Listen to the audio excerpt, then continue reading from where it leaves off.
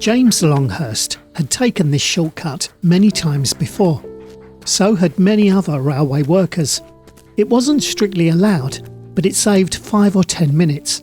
And when you were dirty, dusty and aching after a day of heavy labouring, a few minutes mattered.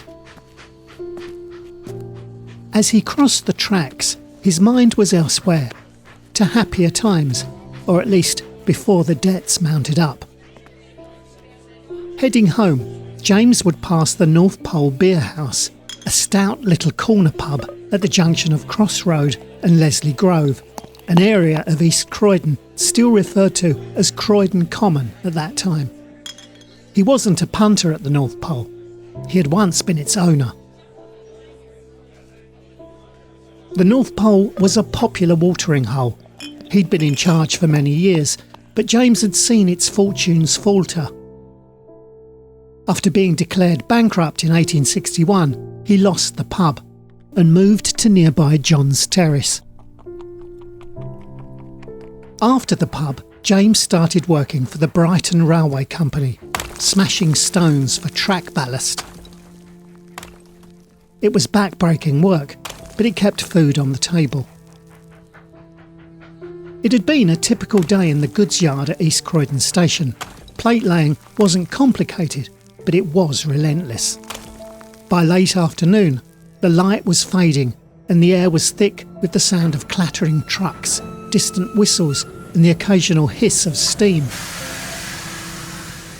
James stayed a little beyond the usual time, finishing up and putting away tools. He was seen around 4:40 p.m, still at his post, and again at 5 o'clock, crossing the sidings and main line on his way home.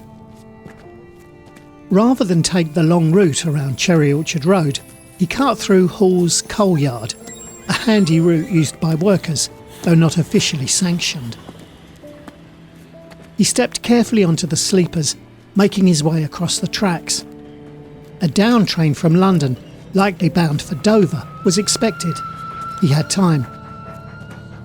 But midway, he realised, too late, that an up train towards London had just departed the platform. Now, he was trapped between two approaching engines, their whistles shrieking. Witnesses later recalled seeing him pause in the narrow gap between the tracks, unsure, distracted, perhaps trying to steady himself as the ground began to rumble. There was a blur of movement, metal, smoke and steam. And then James was no longer visible. When the trains had thundered past, his body was found lying awkwardly across the tracks. The signalman rushed to the scene, but stopped short, unable to face the sight.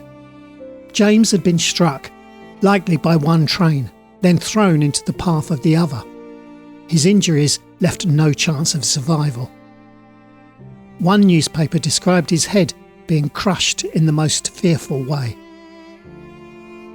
The inquest, held kind of ironically at the Railway Tavern on Addiscombe Road, returned a verdict of accidental death. James Longhurst, my great-great-granduncle, died there on the tracks at East Croydon. He was 60 and just a few minutes from home. The Shortcut is a true story from December 1865, pieced together from old newspaper articles found through Find My Past. Music and sound effects are from Envato Elements. The script and production are by me, Tim Longhurst. Thanks for listening.